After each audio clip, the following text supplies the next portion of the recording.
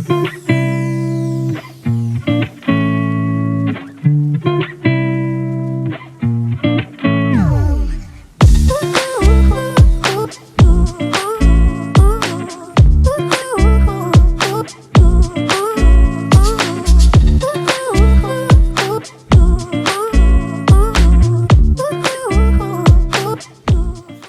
hello, and welcome to this episode of Learn Everyday English, your roadway to English proficiency. Glad to have you with me again today. Going to be talking about language learning, and the topic today is you can learn a foreign language when you're over 50. I did it, and you can too. I did it learning Spanish, but you can do it learning English. I'm going to talk about the top 10 challenges that older people have in learning a new language or foreign language and how you can solve those problems or resolve those problems. So there's going to be a lot of information. Make sure you have a pen and pencil and you can take notes or just watch the video. Maybe print out the transcript so you can have it with you. But before I get into the video, there's 3 things you can do for me. Hey, like the video, subscribe to the channel, and 3, tell your friends about it so that they can benefit from these videos too, just like you. Remember, my ebook is out on Amazon, How to Talk Texan. You can get that. Look at the links below. And also, if you want to buy me a coffee, you want to help support the channel and keep me pushing out these videos like this, click on the link below and buy me a coffee. Well, without further ado, I'm going to jump into today's episode. Oh, and one more thing. I want to say, hey, thanks again for all the viewers, because I just passed 5,000 subscribers. Whoopee, 5,000. Never thought I would see the day. And I surpassed 4,000 watch hours, so my channel now is monetized. So I'm very happy about that. But now let's jump into the video. So, learning a foreign language is not easy, and especially if you're, say, older. I'm not say old, but older, over 50. I'm 62 years old, and like I just recently had a video out telling you about how I became fluent learning, speaking Spanish at 62. I started when I was 56 after I was retired, and I'm 62 now. So it took me a while. I made a lot of mistakes. If I had to do it over again, I would do it a little differently. But just because you're older doesn't mean you can't learn a foreign language. You can't learn English or Spanish. It doesn't mean you shouldn't start even. Hey, you're never too old to start and never too old to learn. So the first challenge for people over 50 trying to learn a new language is memory decline. We may not be able to remember things as well as we did when we were younger in our teens and 20s, but that doesn't mean it's the end of the world or that we should stop doing that. Or maybe it's difficulty with retaining vocabulary. Hey, I just can't remember these words. I just can't remember. But remember that aging can impact recall, so that is something that we have to accept. And it does make it harder to, say, retain vocabulary, like to keep in our mind means retain in grammar. But learning a language, there's reports that show that learning a language can help slow down cognitive decline. It may help slow down things like Alzheimer's and dementia. So it's a good thing to learn a new language and to keep your mind focused and stimulated. So how do you solve this problem? Well, you can use something called spaced repetition, like Anki, flashcards, and to review vocabulary, because the more you see a word, the more you're familiar with it, the more it's eventually going to stick. Or when you come across something you don't know, and this is what I did, watched a series from Colombia. I would look up words, phrases I didn't know, and I would write them down in a notebook. And I found that writing it down helped make that connection better between the word, because I was hearing the word, I was looking at it, and I could visually see the word as I wrote it down in the definition in the notebook. And then I could go back and review those words and phrases over time. And also, if you want to write down, don't just write down an individual word. Try to write down the word in a phrase or in a chunk. They call it a chunk. So maybe there's, you heard the expression, hey, it's worth it. It's worth it. So write down vale la pena if you're studying Spanish. Or I have to do something. Write down tengo que plus the infinitive. Tengo que ir, I need to go. So just don't write down tener, the individual word if you're studying Spanish, or do the same thing in English. And another thing I want to say is not being able to remember words and phrases is natural. It's natural. It's normal. It takes time. I went through that all the time. There were some words I couldn't remember. I would say, man, how come I never can remember this one word? I can never remember this one word. But to me, you have to get exposure to the words and phrases. You have to hear them over and over until your mind and brain starts to make a connection. For example, in Spanish, the word cat is gato, gato. So at first you're like, you want to say cat. How do I say cat? Gato, gato, gato. But later on, you've heard that word over and over and over again you're listening to it on video or audio. And eventually, when you hear the word gato, you automatically know it means cat. You don't have to think about it. But what might help is maybe try to, if you're trying to learn the word, associate it in your mind with a picture. So you want to say gato, and you visualize a cat in your mind and your brain. That will help. Or also use mnemonics, as we say. Mnemonics is where we connect a word to something personal or visual. For example, I was trying to, I heard the word pauta, P-A-U-T-A in Spanish. I had heard this word before. I'd looked it up in the dictionary, but I still couldn't remember it. So I looked it up, and it means guidelines. So I tried to link or connect that word pauta. I said, well, pauta, pow, there's a word pow in English, like an explosion or firework. And I said, hey, well, you don't want fireworks or somebody shooting a gun. We need to have rules. We need to have guidelines to prevent shooting or fireworks. So I connected guidelines with pow, the sound pow, and that's like pauta, pauta. Or there's another word in Spanish called lidiar, which means like to have to deal with something, an issue or a problem. But there's an English word lid, L-I-D, the first three letters of lidiar. So I said, well, what if I put a lid on something? Put a lid on something. That means to stop something from happening or to deal with something. I'm dealing with it by an action of putting a lid on it. So I linked lidiar with the English word lid. In my mind, I picture lid, putting a lid or a top or a cap on something to try to resolve an issue, or to deal with something. So make a connection between a word and a picture or something else that will help you remember that word. That's called a mnemonic. The second challenge that people over 50 have has to deal with pronunciation. And I know this is kind of an issue with Spanish because our tongue I'm having is not used to making the sounds. And I've heard maybe for you in English, you're having a problem pronouncing different words because, our mouths, our lips, our tongues are not used to making those sounds. So adults over 50 struggle with pronunciation. And the solution to that is practice, one, listening to native speakers. It's important, I want to say, listening to native speakers. I think it's key to try to listen to native speakers using podcasts or watch videos and try to imitate their sounds. So when you hear them say something, try to repeat it, try to imitate it, try to copy it.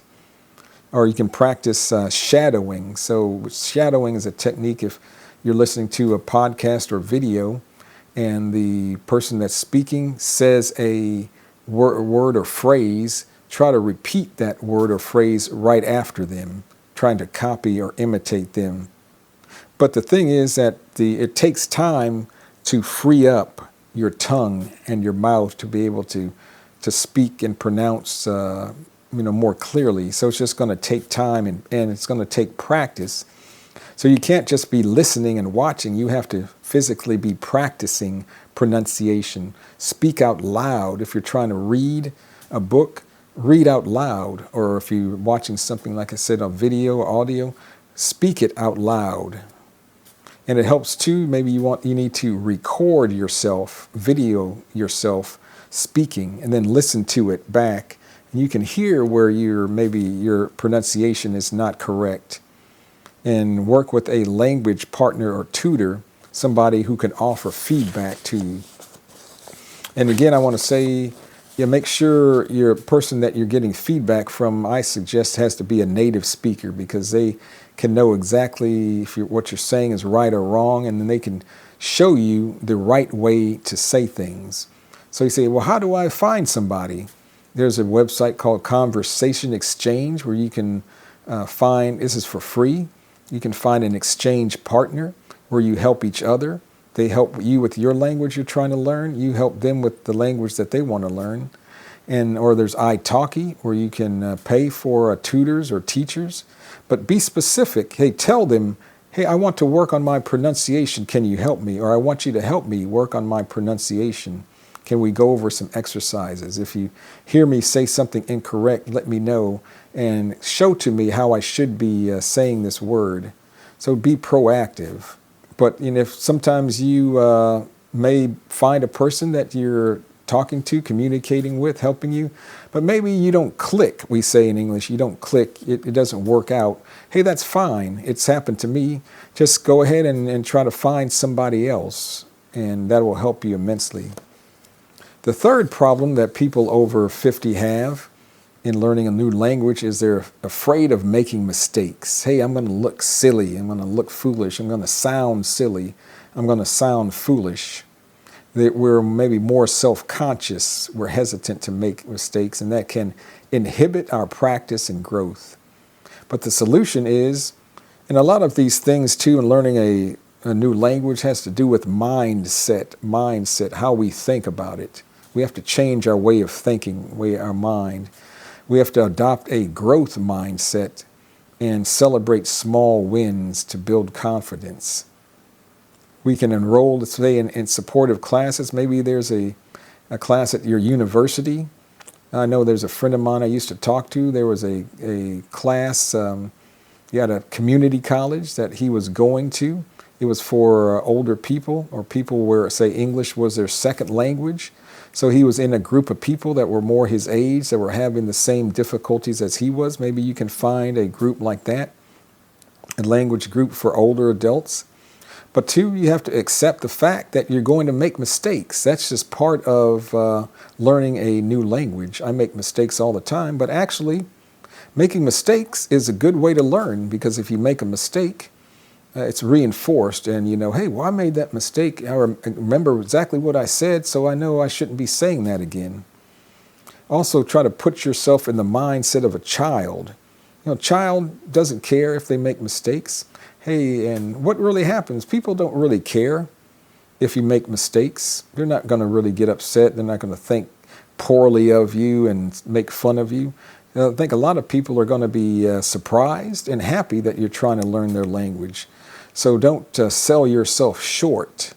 Don't worry about being fearful of making mistakes. It's going to happen. You have to accept that. The fourth thing that people over 50 have struggled with a lot of times is they have difficulty with grammar. And I know I had this problem with Spanish, especially with por y para, the difference between por y para, the difference between ser y estar, especially the subjuntivo, the subjunctive tense. So I know what it's like to struggle or have problems with grammar. But it can be challenging, but you can do it. So what can you do to help alleviate some of these problems? Maybe start with simple sentences and build complexity gradually. Focus on the essential grammar structures first, and then they use visual aids. Practice forming sentences out loud. Maybe use grammar-focused applications like Babbel can also help provide structured guidance. But I say look at also multiple sources of information, because one source may be better at explaining how to say something, better explaining the grammar rules than others, and may say click with you better. I had this exact same problem when I'm trying to learn the subjunctive tense. Remember, I read one book and I didn't really understand it well. I ordered a kind of a video course from a teacher online from Spain, but it was really confusing. I didn't follow it well at all. But then I found this other book on the subjunctive by a couple from, the gentleman is from England, the lady's from Spain, and they wrote a book on the Spanish subjunctive, and it clicked with me. I was able to understand much better what the subjunctive is. They were able to give me a lot of examples.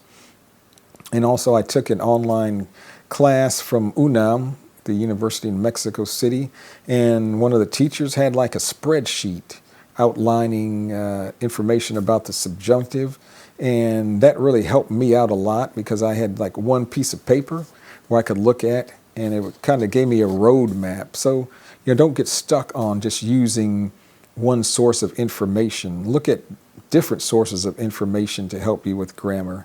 But just remember, too, that grammar just takes time. Learning grammar takes time and a lot of practice, especially my experience with the Spanish subjunctive. I've been studying that for 2-3 years now, and I still don't have it 100% correct. And people have told me, even Spanish speakers said, hey, it's just going to take time. You just got to use it. You got to make mistakes. You got to learn from your mistakes and just keep practicing. The fifth thing that can be a problem for people trying to learn, older people trying to learn a foreign language, is they have limited time and energy. They have to balance family. They have to balance work, other responsibilities. Maybe you have children, older children or grandchildren you're taking care of. Your energy levels may not be where they were when you were younger. So that can be a problem. But here's some solutions or things you can do. Break up your study time into short, frequent sessions, even if it's like 10 or 15 minutes. It's throughout the day. It's more important to be consistent and have short periods of time consistently rather than just trying to load up. We say trying to load up and have several hours, say one day a week. It's much better to have shorter periods of time every day. Here are some specific things you can do. Listen, this is what I would do. I would listen to podcasts in the car, going to work, and coming home from work. That could be 15, 20, 30 minutes, maybe an hour for people every day. Or when you're getting ready for work in the morning, you're in the bathroom doing certain things. Hey, put on a podcast and listen to that. Or while you're eating breakfast or you're eating lunch, you're eating dinner. Hey, 15, 20, 30 minutes. Hey, listen to a podcast or watch a YouTube video. That's what I do. So you can find time during the day. I think it's easy to find 30 minutes to an hour a day, even if you have to spread it out. And we make time for things that we really want to do. We make time for things that we really want to do.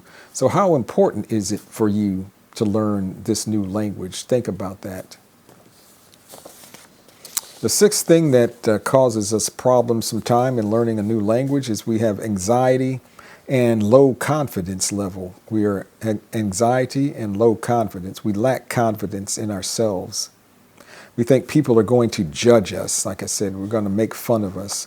So I think it's important that you need to identify your why. Hey, why are you trying to learn this language? Is it just for fun? Is you trying to get a better job? Is it a family thing? Your wife speaks another language? Your husband? You're trying to learn this? And figure that out, because your why needs to be important. Also, you need to have a plan, a specific plan of how you're going to achieve the goal of learning this language. Like I said in the video I put out a while back about how I learned Spanish, I didn't really have a good plan initially, and that I wasted a lot of time. So have a plan.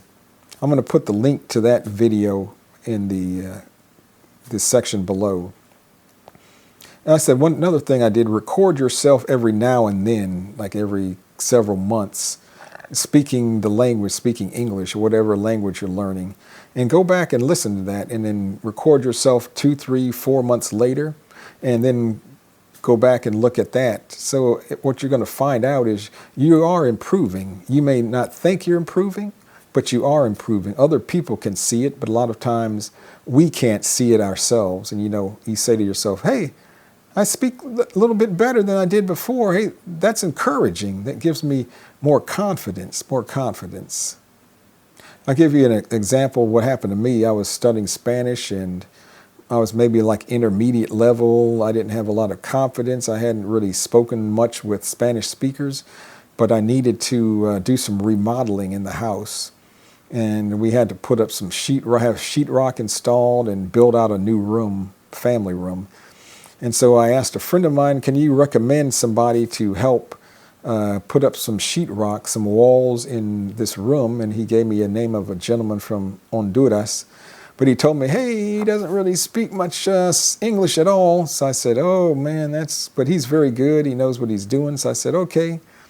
And he came over and I said, hey, and talked with him. But yeah, he couldn't hardly speak any English at all. So I was very, very nervous. But I said, okay, well, this is a good test for me. This is going to be good practice, even if I got to use a translator. But what I found was I was able to communicate with him effectively enough, maybe not real well, but effectively enough where he understood what I wanted. And I became more and more comfortable talking with him. My confidence started going, and I looked forward to talking to him. And we ended up having a lot of good conversations in Spanish, even at my intermediate level. That gave me a whole bunch of confidence. I'm saying, hey, I can do this. I can really do this. And it motivated me to just continue to speak. Another example that I have some health issues, and we were traveling to Mexico, and I needed to make an appointment with a doctor in Mexico to see me, and my wife was busy, so I said, well, I'm not going to wait for her. I'm going to try to see if I can call the doctor's office in Mexico myself. Hey, what do I have to lose? If not, if I can't do it, then I'll wait till she gets back. But I was able to call the doctor's office and fumble through the call, but I was able to make the appointment myself, and that really gave me a lot of confidence. So sometimes we need to push ourselves out of our comfort zone and just, try it, see where you're at. But you can begin small, but learn and just continue doing more and more things. And 2, you can watch and listen to children's programming. If you're just beginning or starting out, you feel anxious. And a lot of people do this, read children's books, watch children's videos and shows. And that's a great way to start learning and build your confidence. But ultimately, just get a thick skin. Just get a thick skin. That means, hey, just don't worry about being embarrassed or looking foolish. Like I said, typically that's not going to happen anyway. It's more you thinking that than other people that are going to make fun of you. It's more of a mental thing. The 7th thing or problem that people over 50 have in learning a new language is maybe physical discomfort in study settings. Our bodies may ache, they hurt, there are certain positions. We may have abused our bodies over time, have a bad back or bad neck. So sitting in a, say, traditional classroom setting in a classroom, hard desks is not comfortable. Staring at a screen for long periods of time may be uncomfortable. So you can there's so many resources today for online classes. I am a member of 2 groups online. One's called Worlds Across, where I practice conversation, and it's all online. I can sit in the comfort of my home in this comfy recliner chair, which I actually moved here in the den just so I can have something comfortable to sit on in general, but also I watch YouTube videos in Spanish, and I have my Spanish conversation classes here in the chair, so I'm comfortable. I'm not worrying about my back hurting, my neck hurting, and that type of thing. So choose ergonomically friendly setups, and also take breaks. Take breaks periodically. Stand up, walk around to avoid prolonged sitting or watching the screen all the time. Maybe get your vision checked out if you're having problems seeing this computer screen. But hey, don't make you're setting too comfortable where you're going to fall asleep. So those are some things you can do. The eighth thing that people over 50 have problems with is we compare ourselves with younger learners, the young whippersnappers, as we say in English, or we fall into the trap and believe the stereotypes about older people that we just can't learn. We just can't learn. Or we can't learn as quickly, so, hey, why should I even try? Why should I try? Hey, but that you're selling yourself short. Hey, don't think like that.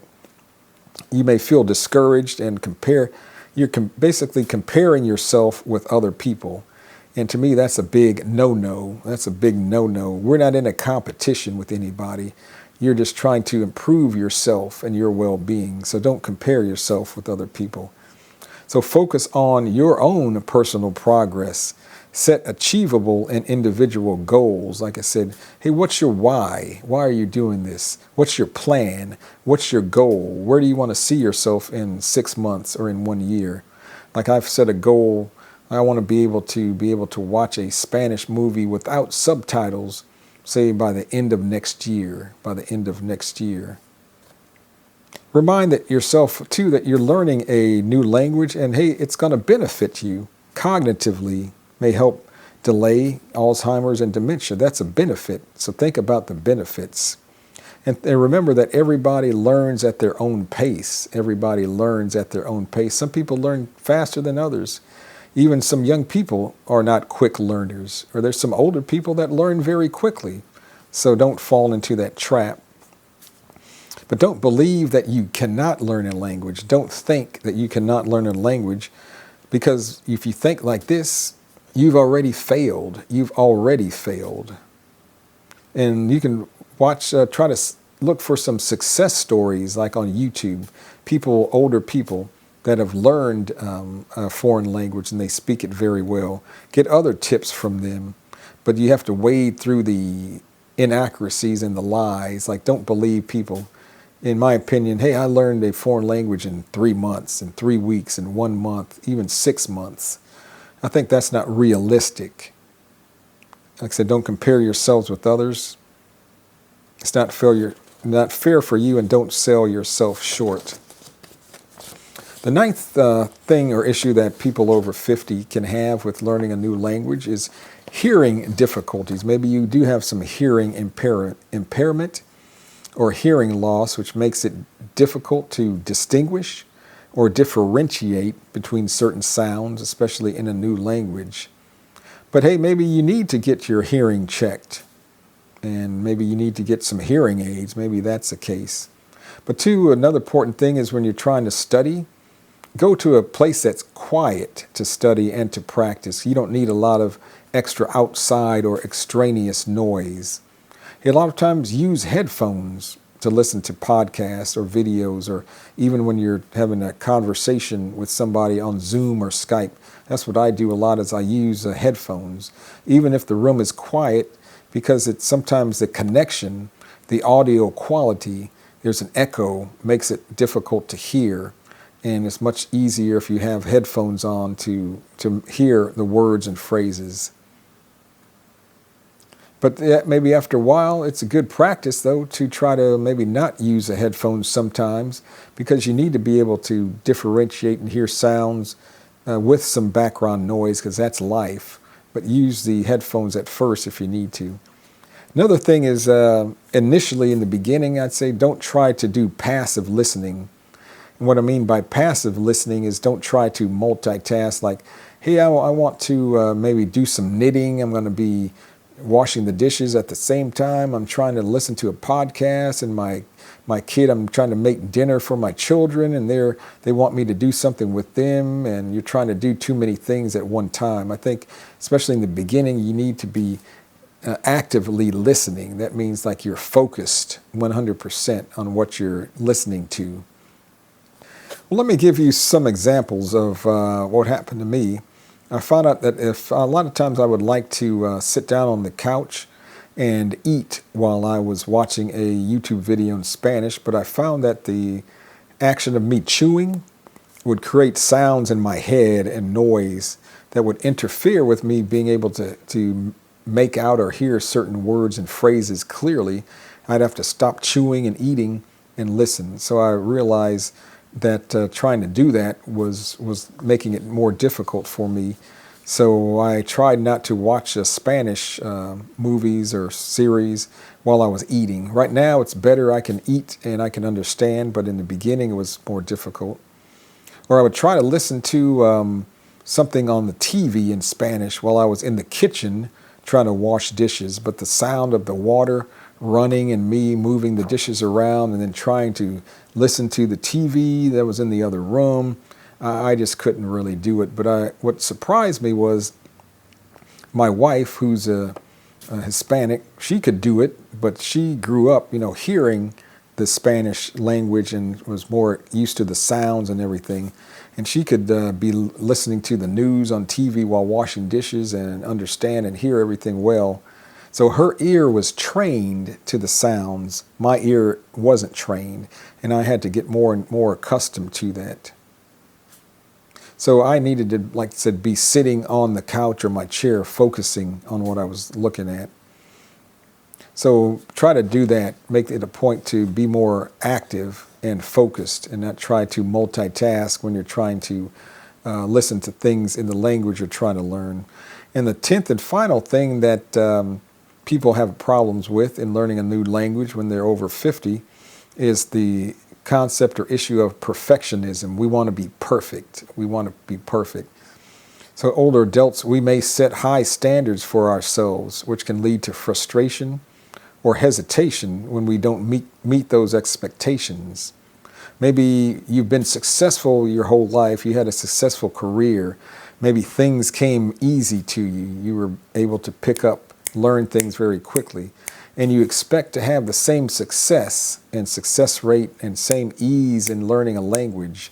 But that may not necessarily be the case, because I've learned that learning a language is not easy. It takes a lot of hard work. It takes a lot of hard work, and more work than I realized. I learned this the hard way. I had unrealistic expectations. I thought, hey, okay, I could probably master Spanish in a year and a half, 2 years. And I realized, hey, that's not going to happen, especially if you don't have a good plan of action. So how can you solve this? Well, you don't have to be perfect. And really, you shouldn't be.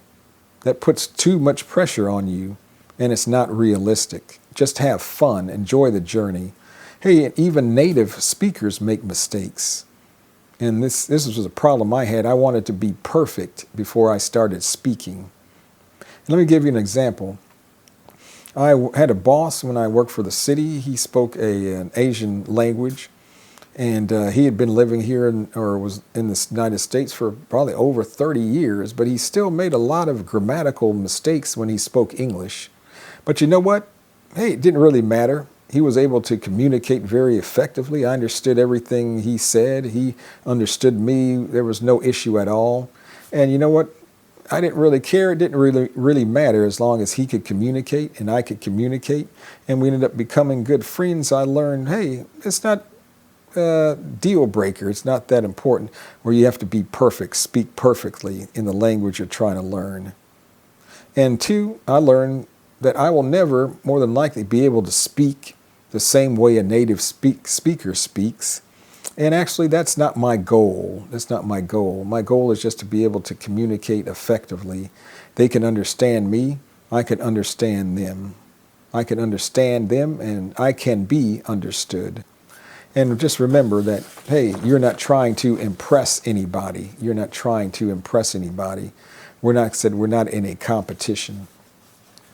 So those are 10 areas or reasons that people over 50 have difficulty in learning a new language. Hey, but don't let these things stop you or deter you from meeting your goals and expectations. So I hope you found some of this interesting and you can put some of this into practice. So I think that's enough for today. Hey, if you like the video, again, like, subscribe to the channel, and tell your friends about it.